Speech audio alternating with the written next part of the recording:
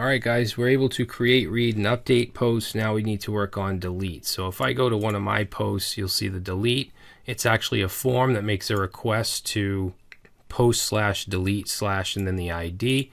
So we need to catch that inside of our controller. So let's go to our post controller. We'll go down to the bottom here and we'll put in public function delete. Okay, now that's going to take in an ID. And then this should always be a post request. So we're going to say if server request method is equal to post, then we want to continue, else. So if it's just a GET request, then we just want to redirect to posts. Okay, so if it is a post request, then we want to, we're going to put an if statement and we're going to call a model function in here. So we're going to say if this post model delete or delete post, pass in the ID. Okay, so if that happens, then we want to just flash and we'll say post message.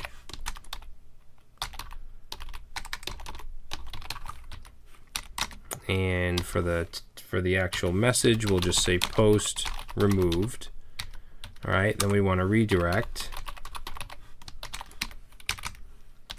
to posts.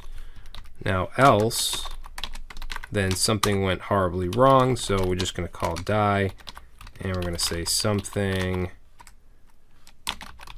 went wrong. All right, so let's save it and let's create this delete post method inside the post model. So we'll go down to the bottom here and say public function delete post, and that takes in an ID. Okay, and then for the delete here, what we're going to do is we're going to just basically do the same kind of things we've been doing up here. I'm going to copy, let's copy the update post. You can see the stuff is very similar. We're just going to change the query around. We're going to say delete from posts where ID equals ID, and then we're just going to bind the ID to the variable that's coming in from the parameter from here. Okay, we're going to bind that, and then we're going to execute and return true or false if it went through or not. Okay, so let's go back and let's go to, let's say, post 1 and click delete, get post removed, and you can see post 1 is now gone. So we now have complete CRUD functionality for our posts. We have access control. We can only edit our own posts. We can only delete our own posts. And just to make sure of that, let's go to the post controller and go to our edit where we actually display the form, and we'll check for owner.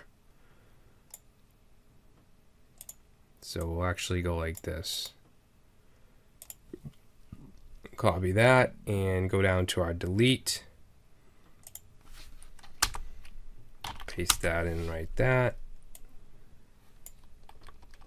Okay, that way we're fetching the post and then we're checking to make sure that it's the owner before we do anything. If it's not, they'll get redirected. Okay, so let's try the delete one more time. So post 2, delete, good. All right, guys.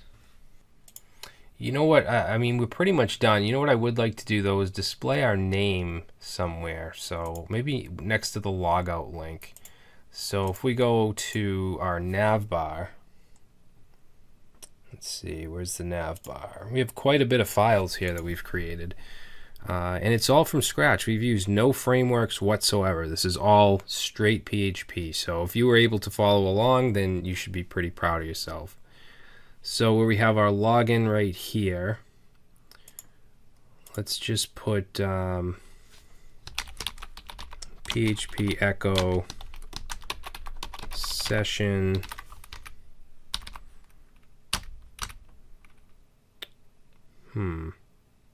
Actually, you know what? Let's put it in a separate LI. I didn't do this with the initial project, and it should actually be up here. This is where we're logged in. So I'm going to copy this, paste that in, and as far as a link, I don't want it to go anywhere, so I'm just going to go like that. But if it's not a link, I believe the Bootstrap style will get messed up. But I just want to basically put a welcome here. So we'll say welcome PHP echo session name. Close that up. All right, let's take a look at that. Undefined index name. Let's see. Echo session name. Why is that? Oh, it should be username. There we go. So it says welcome Brad Traversy, and then log out. All right, just so we know who we're logged in as. All right, so that's going to be it, guys. Now, there's a lot that you could continue to do with this application, but we're going to stop here now that we've created an entire framework from scratch, and then we built a CRUD application on top of it with user authentication. So in the next section, what I'm going to do is we're going to get this ready to deploy, and we're going to deploy to a remote web host. All right, so I will see you then.